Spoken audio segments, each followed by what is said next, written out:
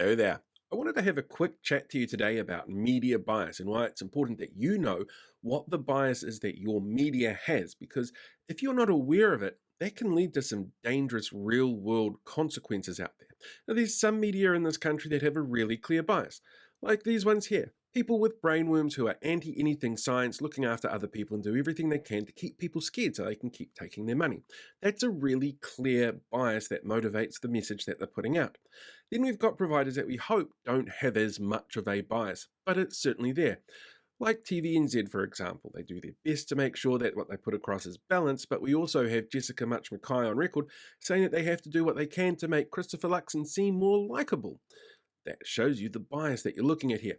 For TV3 News Hub, it's much more obvious. Jenna Lynch, who's the chief political reporter, is married to the chief of staff of the ACT Party, so they clearly share some shared values. Not necessarily agree on absolutely everything, but that certainly implies that the messaging that you're getting across from News Hub is going to be much more right-leaning than left-leaning. And if you have a look through their website, you'll find very little positivity towards anything that the current government does, because that's what their bias is. But the most clear-cut, dangerous sort of example of this that I can give you is Evan Harding. Now, I've spoken about Evan before. He is a reporter for the Southland Times that works with stuff.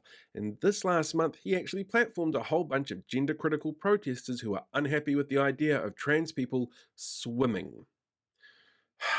You see, Invercargill has a big pool called Splash Planet. Splash Planet? Splash Palace. I should get that one right. And it, like most pools around the country, do not have policies around people who are going through transitioning. It's just not something that's necessary. And the police have said it's not necessary because there has never been a single report of any kind of issue of a trans person in a bathroom or changing room in this country. And a trans person will quite happily tell you they are the ones that will be seeking out privacy more than anybody else. They are very, very aware of what's going on around them. But that doesn't change the fact that he platformed a whole bunch of these gender critical people and their usual complaints about all sorts of disproved issues that are never real. And if you have a look back at Evan Harding's other work, where he has platformed conspiracy theorists, where he has turned around and told people that vaccine injuries include not being happy about having to take a vaccine, really. He's highlighted these people as heroes. He's tried to frame teachers as being vilified if they choose not to take the vaccine. He's done everything he can to put through the talking points of that sort of anti-vax movement. As mainstream media, if you're not watching who it is that's putting this content out and you're not aware of what Harding's background is, you could take this as being a really serious concern. And as we've seen recently, the amount of anti-trans rhetoric that we're seeing online, which are at near genocidal levels at some points, he's feeding into that.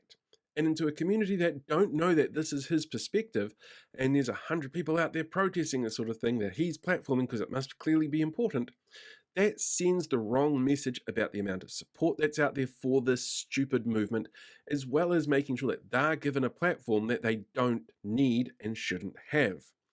That's one of the reasons why it's so important you know the bias of the media that you're looking at. You might prefer the way it's presented, you might prefer the people that are presenting it. It's entirely up to you. But if you don't know what that bias is, you're being fed information that's designed to make you think a certain way. You're not the one that's making the decisions to think that way.